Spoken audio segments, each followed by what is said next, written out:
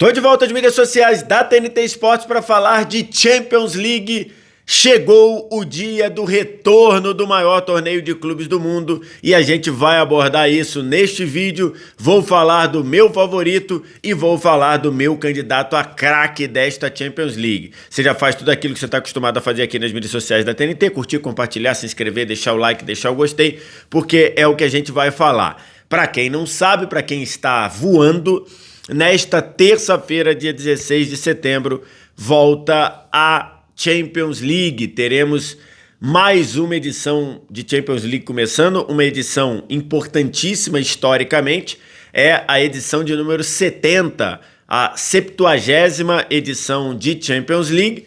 Como de costume, os maiores clubes do mundo envolvidos, como de costume, os grandes craques do futebol mundial e na temporada pré-Copa do Mundo, né? Então veremos nesta Champions os craques do futebol mundial se preparando para a disputa de mais uma Copa do Mundo, a Copa do Mundo dos Estados Unidos, do Canadá e do México, que será realizada no meio do ano que vem, a partir de junho do ano que vem. E antes da Copa do Mundo eles vão medir forças na Champions League.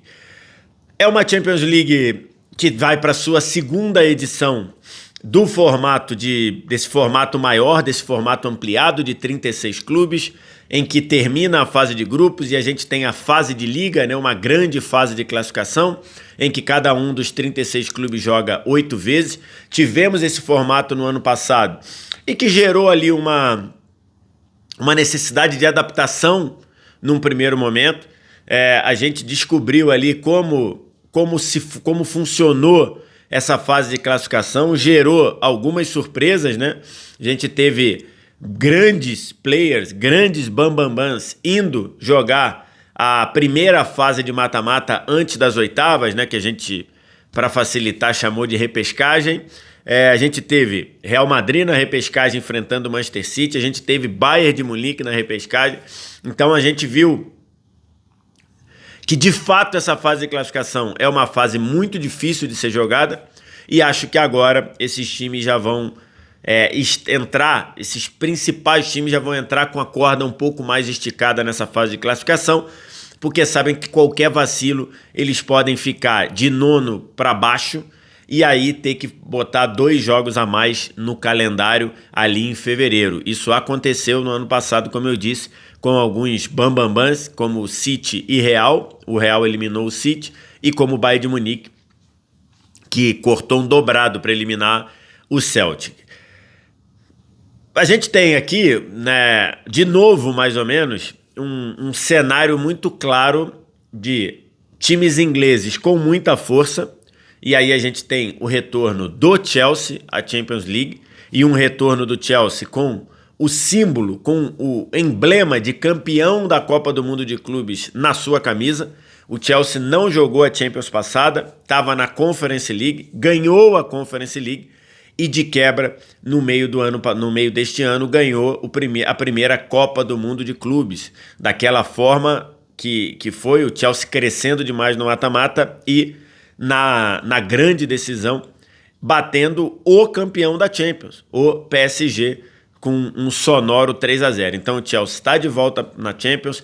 A gente tem ingleses com muita força de um Liverpool muito reforçado, um Liverpool que mudou bastante, com peças na defesa, nas laterais especificamente, e com peças no ataque, gastando muito dinheiro. A gente tem o Arsenal também gastando muito dinheiro para reforçar do meio para frente, em especial buscando o seu centroavante, o Gyökeres.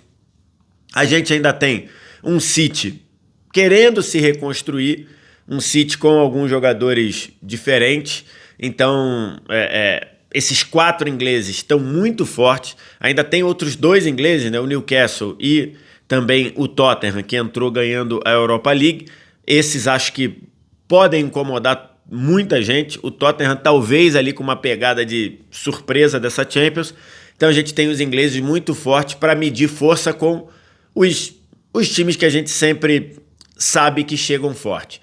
E aí eu estou me referindo ao Bayern de Munique, um Bayern de Munique que trouxe Luiz Dias para reforçar esse ataque, para compensar algumas perdas, mas também tentar colocar esse ataque e colocar o lado esquerdo do ataque do Bayern com mais poder de fogo. A gente tem o atual campeão PSG, que não teve mudança significativa no time, na prática só teve uma mudança e que perdeu um dos personagens do título do ano passado, o Donnarumma, reposto pelo Chevalier, que é um goleiro de muito potencial, de muita qualidade, mas uma decisão do Luiz Henrique de abrir mão do Donnarumma, que foi lá para o Manchester City e já começou agarrando bem, fazendo boas defesas no clássico contra o United, e trocou o Donnarumma pelo Chevalier, um goleiro jovem, de muito potencial, um goleiro que atende a esse desejo do Luiz Henrique de construir um goleiro a partir de ser moldado com o que ele quer, além de jogar melhor com os pés. E também tem, claro, a gente tem que falar dos espanhóis, e aí eu tô falando do Real Madrid. Nos últimos 4 anos, o Real Madrid ganhou ano sim, ano não, né? Ganhou em 22, perdeu em 23. Ganhou em 24, perdeu em 25. Ou seja, nessa batida aí, o Real tem que ser considerado para 2026, mas acho que nesse primeiro momento mais considerado por toda a história do Real Madrid na competição. Acho que o trabalho do Xabi Alonso está também num trabalho muito, muito, muito do zero. Ele chega com algumas peças novas, o Real Madrid trocou nas 2 laterais, chegada do Arnold, chegada do Carreiras. O Real Madrid vai ter a volta do Militão, que não joga constantemente há 2 temporadas, então além do Haaland na zaga, então você pode ter também uma zaga nova, com Haaland e Militão, ou Haaland e Rüdiger, ou os 3, se o Real Madrid jogar com 3 zagueiros, então tem a possibilidade de mudar também esquema. Você tem do meio para frente algumas peças novas, algumas peças importantes, como o Mastantuono chegando e mandando o seu recado ali no meio. Então você tem o Bellingham passando por uma operação e voltando agora.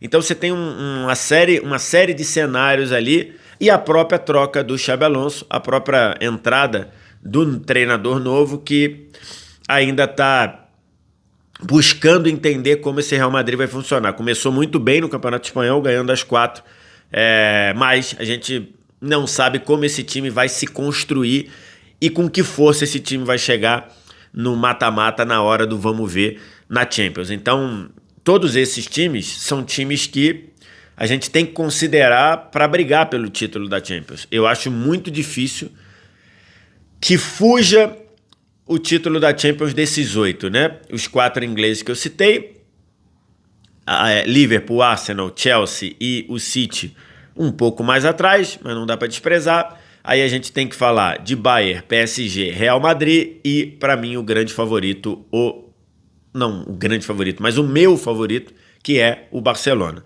Acho que, por tudo que a gente viu na temporada passada, pela consequente e natural melhora do Barcelona no segundo ano do Hansi Flick, eu vejo com o Barcelona como o principal favorito, na minha análise, no meu começo de temporada, para brigar forte por essa Champions, né? O Barcelona praticamente não perdeu ninguém. Na verdade, o Barcelona perdeu um jogador, e que nesse momento acaba sendo um motivo de preocupação, que é a saída do Íñigo Martínez, né? O 4º zagueiro na temporada passada, que foi pro Al Nassr, seduzido por uma grande proposta lá do futebol da Arábia Saudita, e aí acabou saindo e deixando uma espécie de uma lacuna aberta ali no time do Barcelona, que num primeiro momento vai ser substituído pelo Christensen, que é um jogador que tem alguns problemas físicos.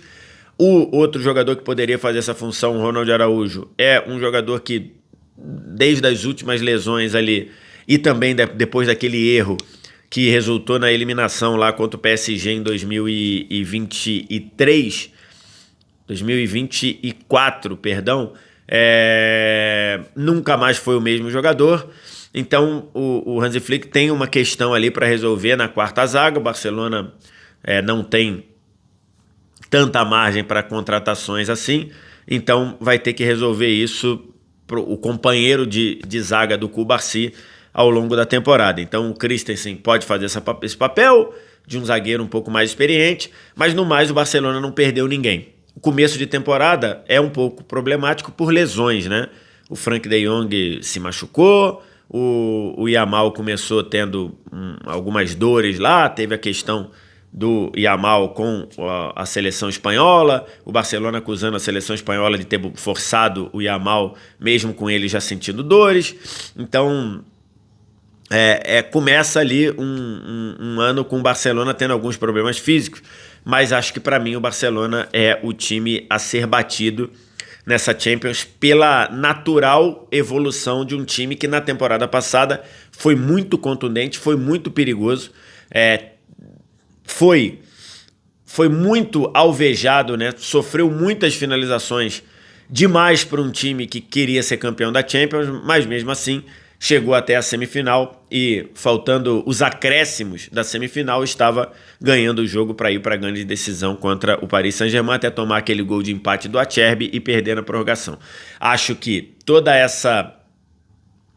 esse ensinamento e toda essa experiência da temporada passada, eu acho que ajuda ao Barcelona a evoluir, a acertar, a parar arestas e ser ainda melhor do que no ano passado, no segundo ano do trabalho do Flick. Tirando o Íñigo Martínez, como eu disse, basicamente não perdeu ninguém. Ainda trouxe o Joan Garcia para ser o goleiro.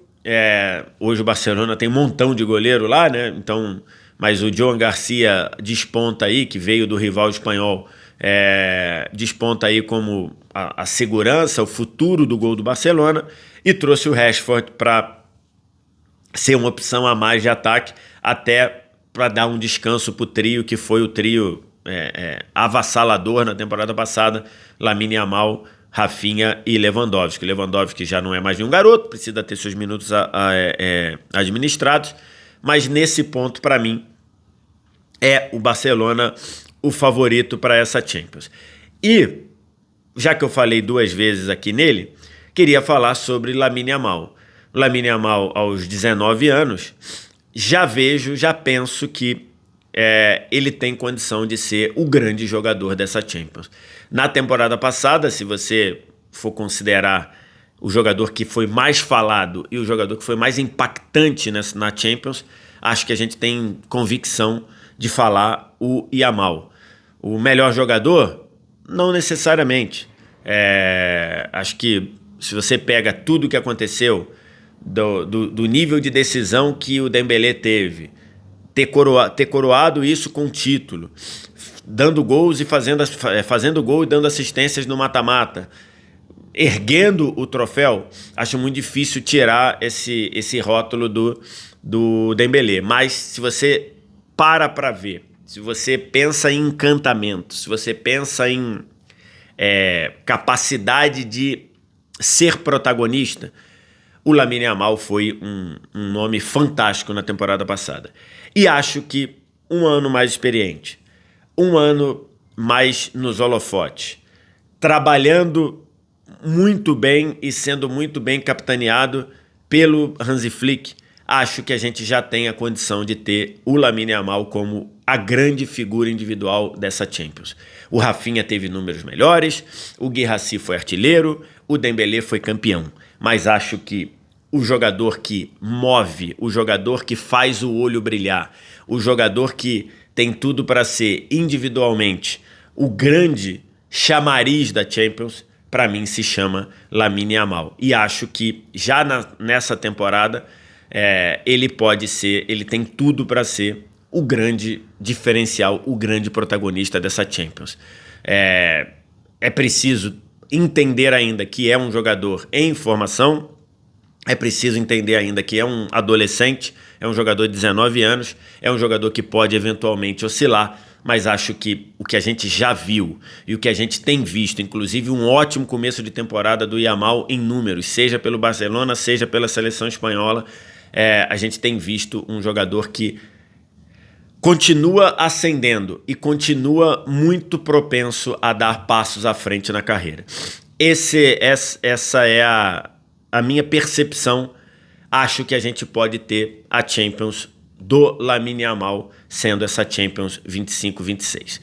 Vai começar hoje e aí nessa semana, aqui nas transmissões da TNT Esportes, jogo terça, quarta e quinta, e é só a primeira das 8 rodadas da fase de classificação, que vai até janeiro com fase de classificação. Depois começa o primeiro mata-mata antes das oitavas, depois oitavas, quartas, semi e a grande final, que nesta temporada será em Budapeste, na Hungria, e a gente vai acompanhar tudo aqui nas mídias sociais da TNT e na transmissão da TNT Esportes e nas transmissões da TNT, do Space e da HBO Max.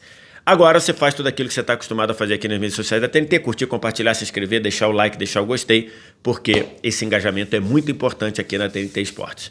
Obrigado pela audiência, deixa aí os seus comentários, tchau!